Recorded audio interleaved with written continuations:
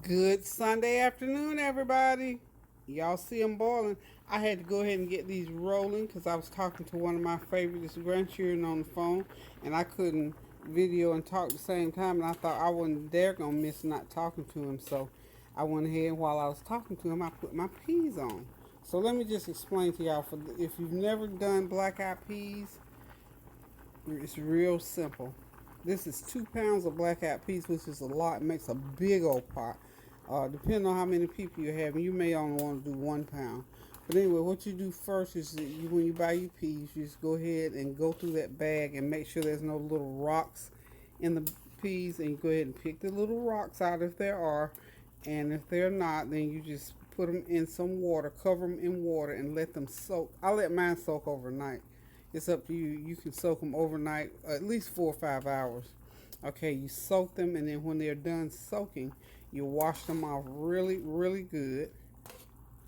And we're going to say for the sake of this demonstration, this is 2 pounds of peas. So I got 10 cups of water in there, and I chopped up some ham skin. You can put any kind of meat. You can put bacon, ham, you can put salt, whatever you want to put in there.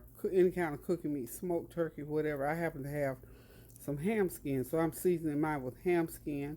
And of course, I got me a tablespoon of complete seasoning in there, and some garlic salt, another teaspoon of garlic salt, and I've still got to put in my teaspoon of seasoned salt to get them seasoned up real good. And then toward the end, I'm going to drop, a stick of butter in there just to make them taste good. Now, traditionally, black-eyed peas will cook with ham hocks, ham skin, smoked neck bones, smoked turkey wings, whatever you choose to cook them with is, chef's choice, as I call it. So my black-eyed peas are on.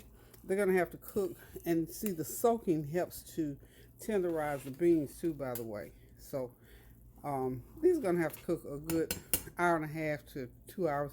You'll know when they're done because they're going to form a thick gravy in there, that gravy that you eat with that cornbread. So my black-eyed peas are rolling. I'm going to have to fast forward some things here. Go ahead and cover it. Turn that heat down and cover them so they won't boil all over the stove. Now, today I have chosen to cook in my Ninja Foodi. Okay, but before we go any further, let me go ahead and give you the menu for today. The menu for today is beef back ribs, baby back ribs, honey garlic baked chicken, black-eyed peas, whole kernel corn, cornbread, and peach tea. Excuse me. Okay, y'all, good afternoon. Come on in. It's Sunday afternoon. It's time to cook Sunday dinner. Y'all, I got a treat for y'all this evening. Believe it or not, I am frying my Ninja Foodi. So this is a pressure cooker aspect. I've got some beef ribs, and I must tell you, y'all know I jumped the gun because I went ahead and seasoned my meat and cut it up last night. And as I pulled the book out to look to see how you cook the ribs, it tells you to cut it into 3 pieces. And you can put 3.5 pounds in there. And in the interest of time, mine's already cut. I'm going to put them in there. I've already put calls for 1 cup of barbecue sauce. So actually, excuse me, in this Foodi Ninja that my beautiful, wonderful son, Big John, or Derek, and his wife Lisa gave me last week when they came to visit me. So they thought I needed to use a Foodi Ninja. So I'm going to use my Foodi Ninja, and I'm going to try to behave with it as best I can. I've already started out. I didn't follow the first direction, so we're going to see what it does. So what it's supposed to do here is to pressure cook. Now, I'm going to use the time that it suggested for 3.5 pounds of meat, and it calls for sticky St. Louis ribs. I don't know what those are. You're supposed to have, let's see, uncooked St. Louis rib. Now, I got some North Carolina ribs, so how about that? We're going to try those. So we're going to go ahead and put the ribs in. Like I said, I've already poured a cup of barbecue sauce in there on top of them.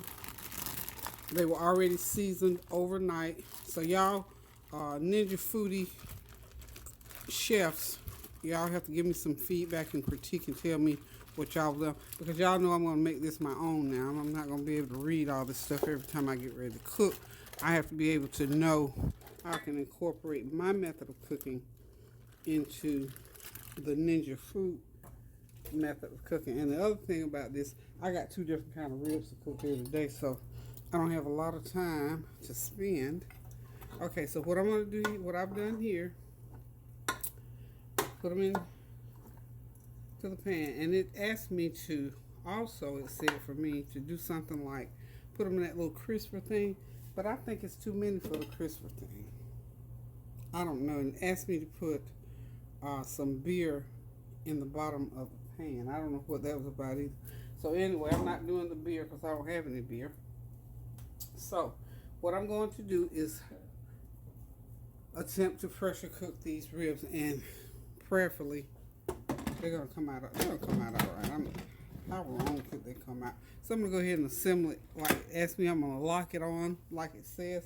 Go ahead and lock it on. So once you assemble it, make sure the pressure valve is in the seal position.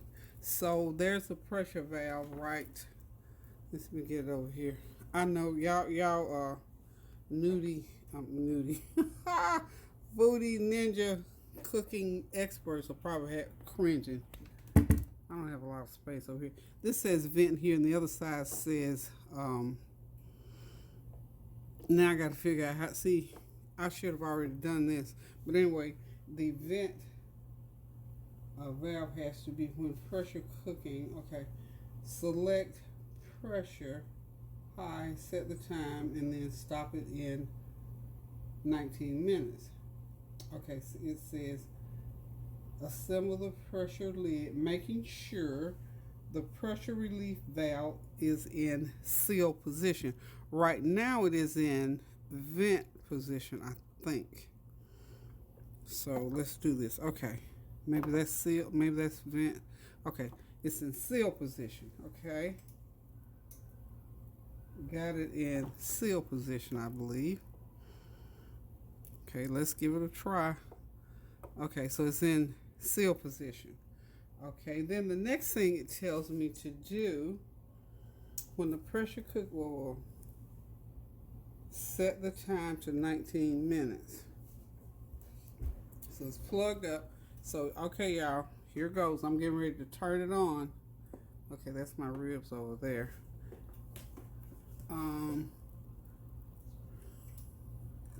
Let's push it back a little bit, maybe. Yeah, right about like that. And then I can get the camera on what we're doing next here. Okay, the next thing I need to do, it says, is to set the time to 19 minutes. Okay, so I guess now I need to turn it on. What you think? And do it to, let's see, set the timer to 19 minutes.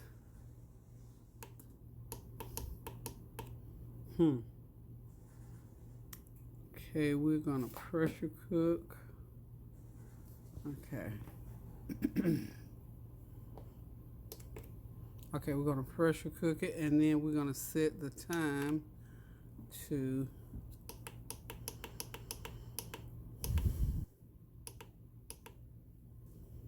19 minutes. Okay, 19. Okay, and once I get it there, okay, select start stop to begin. Okay, so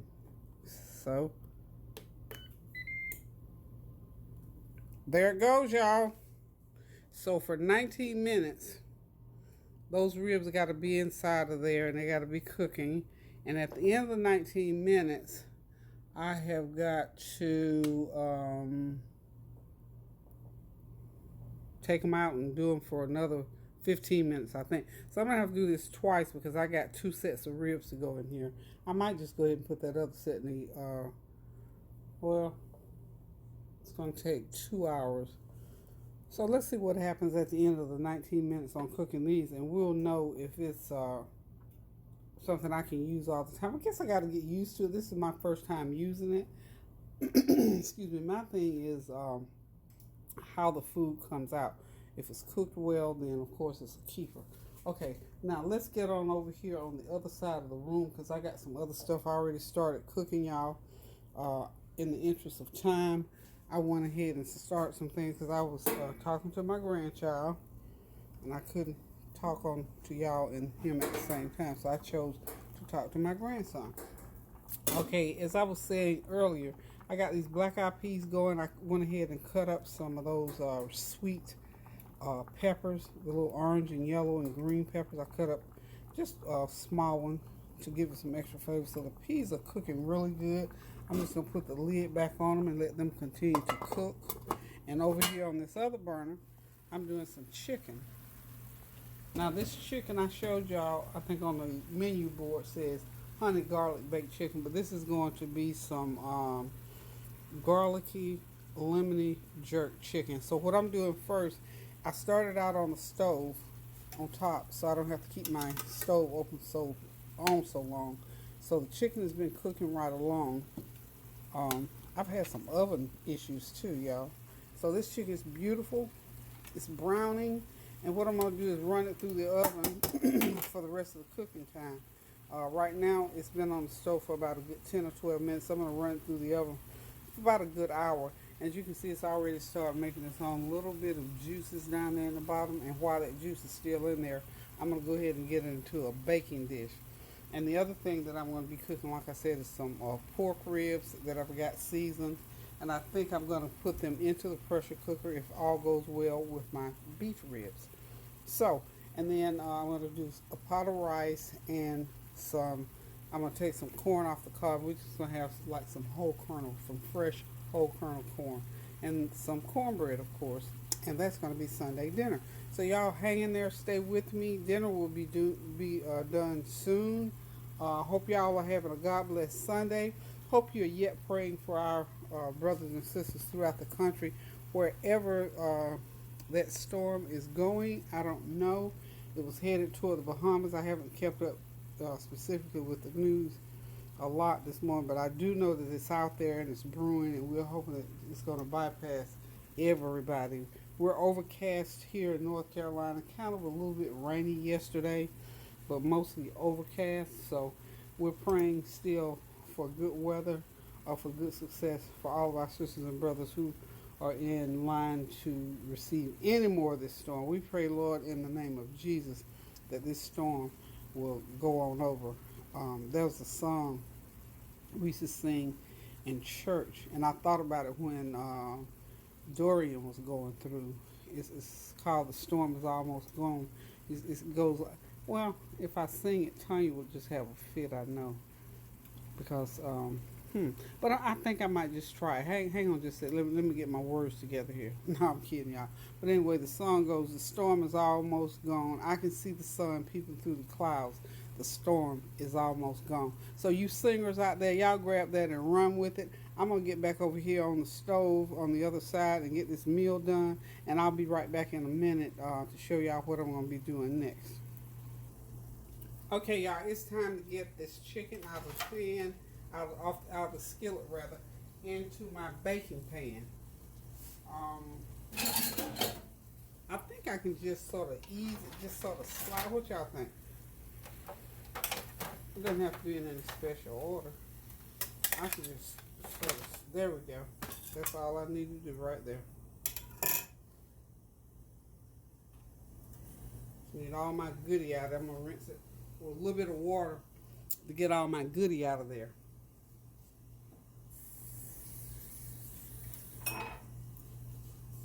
I'm smelling my ribs, y'all. They smelling good. Okay, so this chicken's gonna have to cook for about another hour to get it done like I want it. It's formed its own little bit of gravy like, and I'm excited. Y'all know I'm glad when I don't have to make a roux. So, go pour that.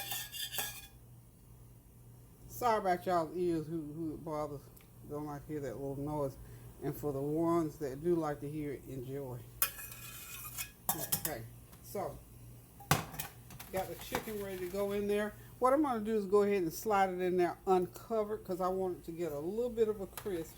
And I think we got enough liquid in there to keep it from drying out. So we're going to slide it on through the oven and let it cook for 1 hour, hour and 15 minutes. That pressure cooker is doing well.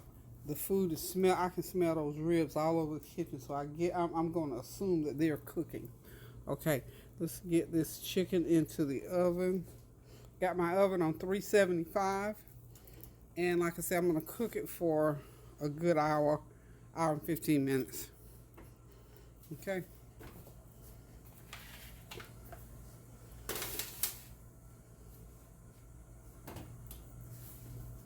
Now, chicken in the oven. I'm going to move right along and go ahead and get my corn cut off the cob and get it cooking. So hold on just a minute and we'll go through that process. Okay, y'all, I released the pressure and this is what they look like inside of there. Got a lot of juice in them. Let's see. Seem like they're nice and tender. It talked about doing the crisping. I want to see what they taste like, because you know sometimes when you compress stuff like this,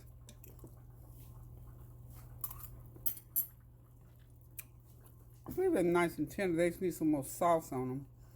I think I'm gonna go ahead and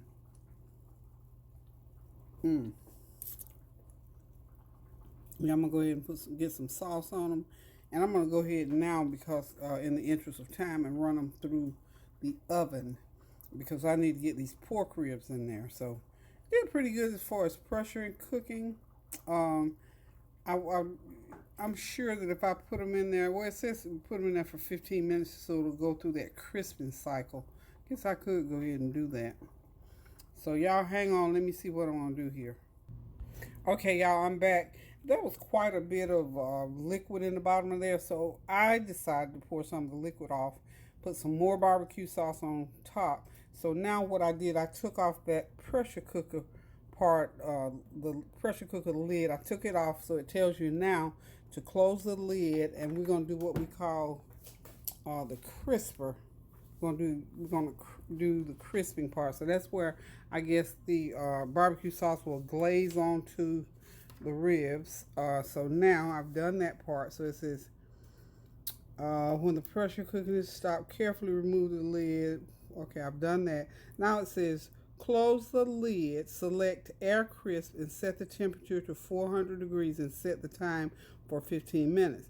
Start, stop. So okay, we got the lid closed. So now I need to select air crisp. Okay. Okay, let me find air crisp. Y'all, I gotta look, honey. Okay, time. Okay, air crisp. And it says do 400 degrees. Oh, let's see, temperature. Okay, that ain't it. No. We want air crisp. Okay. Okay, we want it 400. Okay, now we want to start it. Oh, girl, stop your foolishness. Select air crisp, temperature. Okay, we just want that one. One more degree, and then we want to start it. So it says do it for 15 minutes. Ooh, I did it too many minutes. Anyway, we're gonna see what happens, and I selected. So I guess you could just stop it in 15 minutes. So this is air crisping the ribs. So this is gonna make them glazed and a little bit crispier. So we'll see in about 15 minutes. Okay, y'all, it's working. I just should have had more time so I could just really focus on what I'm doing, because I'm sort of pushed for time right now, but I'm gonna make it work, y'all. Okay, y'all, we're gonna get a quick pan of cornbread going on here. I got 2 cups of cornmeal, that House Archery cornmeal, a 1/4 a cup of sugar. In goes my 2 eggs. One, and there's the second one. I need 3/4 of a cup. I'm just gonna empty this can out here. I need about a 1/2 a cup of milk right here. That's about a 1/4 a cup right there. It's all of my pet milk right there. Out of that can. Rinse that can out. So in all, out of here, we're gonna need, let's see, Yeah, a good half a cup of milk. So now what I need to do is pour the other fourth of a cup. This is Food Line brand. Evaporated milk is what I use in there. Um, okay. Let's get it stirred up in there really, really, really good. Guess I need a little bit more, so maybe 3/4 a cup of milk. Well, liquid between milk and water. And then, of course, I don't forget you gotta pour some oil in. So I pour a half a cup of oil in there. And that's all there is to it, basically. Just stir it up really good. And make sure you grease your pan. Put it in the oven for 20 minutes and you got yourself some good old-fashioned cornbread. It's just that simple, y'all. There it is. You want it to that consistency right there. Okay? Even if you pour the measurements that I just said in there and it just seems too stiff, pour you a little bit more, just, just add. Sometimes it depends on temperature in your house and where you live and elevation and all that good stuff. So there's your cornbread mix. I'm going to get it in this pan here shortly and pop it into the oven for about 20-25 minutes, and we'll have some good old-fashioned cornbread to go with that big old pot of Blackeyed Peas, y'all. So y'all hang on. As you can hear, my Ninja Foodi thingy is whirring. Thanks, Big John. Thanks, Lisa. It's working, y'all. I'm smelling those ribs. They smell wonderful. They're in the crisping process right now. So, I told you I smell food and kind of sort of gauge it. I'm going to stop this thing in a minute. I got to see what's going on because I'm smelling them real, real deep and rich, y'all. So hold on a sec. Okay, y'all, what I did was simply hit the off button. I need to look in there because they're really smelling, like if you got something in the oven and it's cooking and it's getting really, really brown, these ribs are smelling brown to me. So I need to get in there because I don't want to dry them out. So I'm going to lift the lid. Yeah, good thing I did because you know what's happening in there? They are, my nose didn't fool me. Look at, my nose did not fool me. And there's another 5 minutes to go on the timer, so I didn't need to leave them in there that long. So, good looking out. My nose still worked pretty good. So, they look pretty good. They look almost like they do when you take them off the grill, when when that fire kiss them a little bit. So, I got them just right. So, again, when you're cooking, no matter what you're doing, how you doing, I don't know, maybe I did something a little bit off to cause them to cook faster, but just so that you know, rely on your natural instincts, and I always do because I always talk about cooking. You have to be able to love it first of all. You have to know about cooking. You have to feel it. You have to think about it. You have to hear it. You have to see it, and most of all, you got to smell it. And then when you get all that done, you reach over there and you taste it and make sure it's seasoned well before you take it out of the pan and put it on the table. So I took these out. Let's see. That was like 5 more minutes. Another 5 minutes and they really would have been burned. So I wanted to make sure that this particular product here, it browns it crisp. So that's what the crisping cycle does. It browns it. So needless to say, I got them out just in time. So I'm going to be putting these in a pan and get them over there. These will be ready to serve shortly. And I'm going to go ahead and get my pork ribs going in there. So I would say I give it a thumbs up. It works well. And I'm sure I'm going to have to get used to how to use it, but it did pretty good. So I'll be right back. I'm gonna get this bread in the oven, get these ribs out of here so I can get my next batch in. So hang in there now, don't go nowhere yet.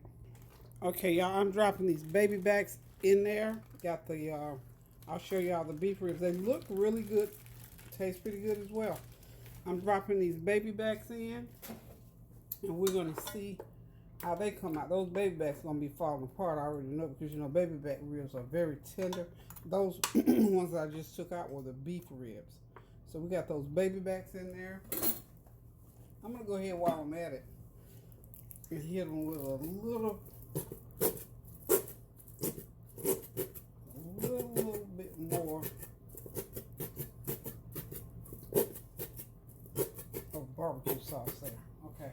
So what I'm gonna do is go ahead and you have to put the pressure cooker lid on here now. So we have to switch it back up. I'm gonna cook them just exactly the same way that I did the beef ribs. And I'm pretty much gonna get the same results, I'm sure.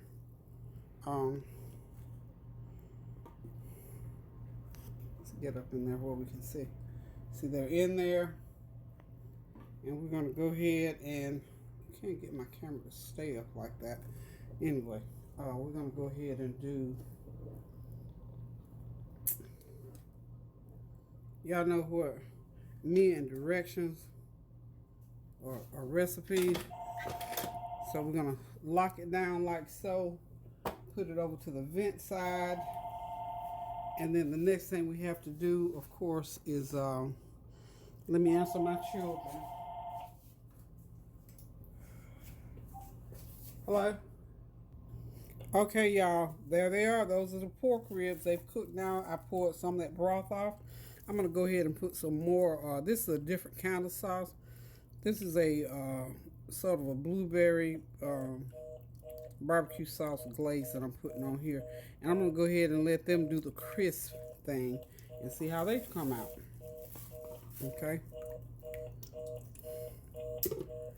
This little contraption is doing pretty good. I just got to get used to it. Okay, so we're going to let the top down. We're going to turn it on. We're going to choose, oh, my phone. Where is it? Y'all know I had to be talking to my children in between time. Anywho, we're going to go now to, okay, we got to select air crisp. And we want that temperature up to 400. And now we're just going to go ahead and hit start. Hey, why do I keep hitting? Y'all help me. Please help me out here. Okay, go back to air crisp. Temperature. Well, we got to do start. Air crisp. Okay. Now we want the temperature up to 400. And then that's the start button. So I'm going to let those go for, about like I did the other ones. Let them go. They're going to cook about 10 minutes, and I think they'll be ready. Remember what I told y'all about butter? Don't leave your butter. Don't leave it now because it'll brown on you. Like this just did on me. Okay. So I got to start over. I'm getting ready to do my corn, but I got brown butter. I don't want brown butter in the corn, so hold on. Okay, y'all, I'm getting ready to do my corn now. This is 8 ears of corn that I've taken off, fresh corn. And I think I'm going to have to, I got some frozen whole kernel corn that I'm going to go ahead and put about another couple of cups in there, I think, to get enough going. Because we like a lot of corn. So in that corn, we're going to say the equivalent of 12 ears of corn. We're going to put a couple tablespoons of sugar, a half teaspoon of black pepper, and a half teaspoon of salt. I'm not going to put any liquid in it right now because I'm going to start my butter again. I'm going to melt that butter down, and we're going to see if this, sometimes starch is real, sometimes corn is really starchy, and you don't have to add any liquid. But if it's not real starchy, I may have to add some liquid and then make a little roux to put in there to thicken it up. So here we go with the corn. I'm going to get my butter over here, and I'm going to watch it this time, y'all, because the other time, honey, I lost a whole stick of butter. I can't be losing a whole stick of butter, y'all. It got a little bit browner than I wanted it to be. So I'm going to go over here to the stove and get my butter going. I got so many things going, y'all. All kinds of cooking methods going on. You know, butter will brown right quick. It'll start out real nice and easy. And once it gets melted down, then it will start to turn brown. And that's exactly what happened with that first try on the butter. So the black-eyed peas are ready, y'all. Let me get y'all over here where you can see those black-eyed peas. The meal is pretty much ready. Black-eyed peas are ready. Yum, yummy. And the beef ribs back there, they are ready. I got the pork ones in. The chicken is coming along pretty good. Matter of fact, let me peek in the oven. Yeah, that chicken is coming along pretty good along with the cornbread. Okay, everything's moving right along. And I'm also going to make a little bit of rice because, you know, black-eyed peas and rice is real good together. So hold on just a minute. I'm going to get this corn ready to go into the pan. I have got all my seasonings out on the counter that they're actually in the way. So hold on. Okay, we're back. Okay, there are the pork ribs. They cooked up pretty much just like I said, like the beef ribs. Again, be very careful. Keep your nose on guard for this because you have to be ready to know what it smells like versus time. You try. This didn't cook according to the time that it said on the instructions. So again, my nose pulled me through.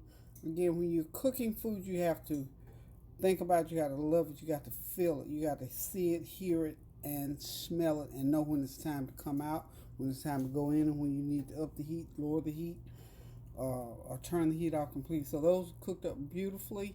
Get ready to take those out. So the ribs are all done. The chicken is almost ready to come out. The cornbread is right about ready to come out. The beans are done. The corn is still cooking. So in about 15 minutes, this meal is going to be ready. So hold on tight, y'all. If you're not in there cooking, then just sit tight. We'll be right back. Okay, those baby backs are in the pan, ready to go. I'm going to cover them and let them sit there and rest, as well as the beef ribs. And then the chicken's going to be out shortly.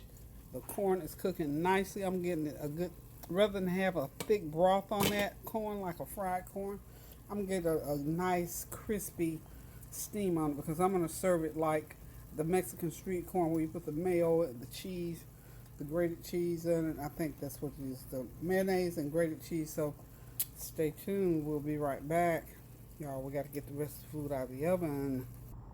Okay, y'all, got my seasoned rice on. This is a cup and a half of rice. Remember, twice as much water as rice. Cup and a half, you put 3 cups of water and a cup and a half of rice. Um, this is seasoning, so I put a teaspoon of complete seasoning, a tablespoon of olive oil, a half teaspoon of garlic powder, and letting it rip. Just cover it, heat all the way down to low, and let it steam there for about 15 minutes, and you got yourself a good pot of rice. Everything is cooking well. Let's go over here back to my Food Ninja, and we're just going to give this Food Ninja high marks because it did well. I have got to get used to it but for me using for the first time, I think I did pretty good. The ribs came out pretty good. They look just about like they look when I put them in the oven. These are my pork baby back ribs, of course, and I did almost like they said in the recipe in the book, except that I had cut mine into smaller pieces. Maybe that's why they cooked, a little bit brown. But the brown on them is good, though. We like a little burn, even on the grill. I like a little burn, so that looks good. They look the same as they did when they come out of the oven. They're nice and tender and tasty. These are my beef ribs. They came out the same. They cooked off the bone, as you can see. They're real good, tender, and tasty, and they're not all dried out.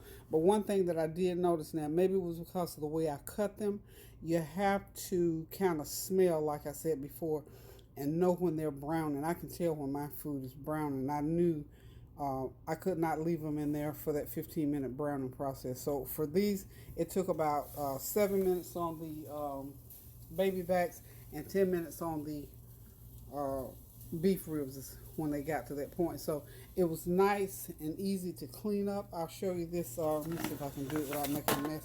That little pan there, that's in pan insert, I already got it cleaned up. I just took it and wiped it out, and then I ran it under washed it out with some soapy water, and it cleaned up really well. So kudos to my Ninja Foodi.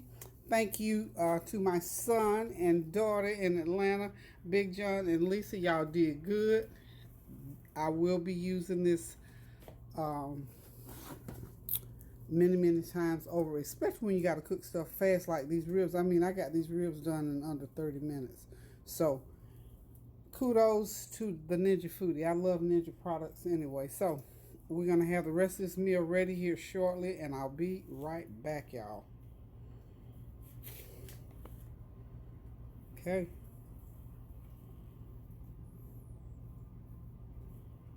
There it is. Okay, y'all, there it is. Dinner is ready. Everything is ready to be served. The flavor train will be pulled in here in 15 minutes. Oops, they're calling as usual. Okay, y'all, as I was saying, this meal is done. We're about to get ready to sit down, relax, and enjoy. There's the beef ribs on the back. the pork ribs right beside them. These all cooked in my Ninja Foodi. Aren't they just beautiful, y'all? I'm excited about that. I think me and that Ninja Foodi gonna be best friends, as my little grandson can say. I really like the way it cooks. I just got to get used to it. So, okay, coming right along, we got the rice right here on the front burner. Right next to it is my um, garlic lemon jerk baked chicken is what I called it. I think I told y'all another name earlier, but I had to switch up because I decided the ribs kind of got a little sweet taste to it. We need a little bit of kick, so I put the kick on the chicken there. Got some, of course, the jerk seasoning on there. Some uh, lemon pepper seasoning is on there. Lots and lots of garlic, and it made its own little juice there, as you can see in the pan. That's what we're gonna drizzle that rice with. And also over next to it, we got some nice steamed fresh corn. Just took it right off the cob, and then because I wanted a little bit more, I went in the refrigerator and I got some more fresh frozen corn, shoe peg white corn, and just added it to it. I think we're gonna eat this like that Mexican street corn, where you put the mayonnaise and the Parmesan cheese or Mazzano cheese in it. So we're just gonna have it our way today. And of course, there's that beautiful brown buttery sweet cornbread right there on the side, and the pièce de résistance is the black-eyed peas on the back burner. Now I'm gonna tell you one thing. Look at that. That is 2 pounds of cooked up, nothing but show enough goodness. For those of y'all who know and love black-eyed peas, y'all know we're fixing to do something with that black-eyed peas and cornbread. See, I could hang right over in here with my dinner and maybe grab me a piece of chicken, throw a little corn off to the side, and I'm good to go.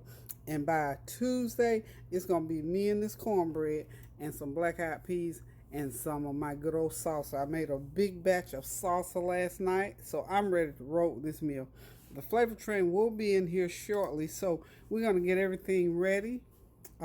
I've done most of my cleanup, so I'm ready to go, y'all.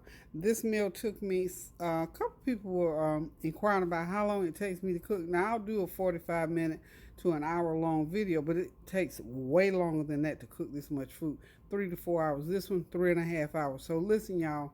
Love you guys. Keep on praying for one another, especially for those of us who are still being devastated by this weather. This latest Umberto, I think, is the name of the I believe that's Umberto.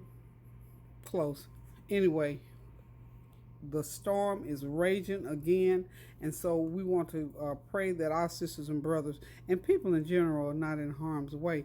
So listen, guys, thank y'all for tuning in. Thank you for your comments, for your suggestions, for all of your good encouragement that you give me and to my daughter. And remember to keep her high and lifted on her channel, Lady T Sensations, or just Tanya Howell, or the flavor. Pop in the flavor train and she'll come up. Don't forget Tyra, y'all. Tyra's Big World of Flavor, and her mom, why not? And kudos and congratulations to Be Love on that, getting her product on the market. Girl, we are so proud of you. That's just another one of my cheering, y'all know. Prissy P, hey girl, been watching you too as well. Always glad to keep y'all youngins prayed up. So we're going to just continue to pray for each other and be excited for each other. And to my new food ninja, thank you to my son and my daughter Lisa, to Big John and Lisa, for giving me that food ninja, because it made this meal a lot easier to prepare. So guys, love you all so much, so much. Remember now, keep those prayers going up so the blessings will continue to come down upon you. And until I decide to cook again, I'm going to say one more time, I love y'all. Toodaloo.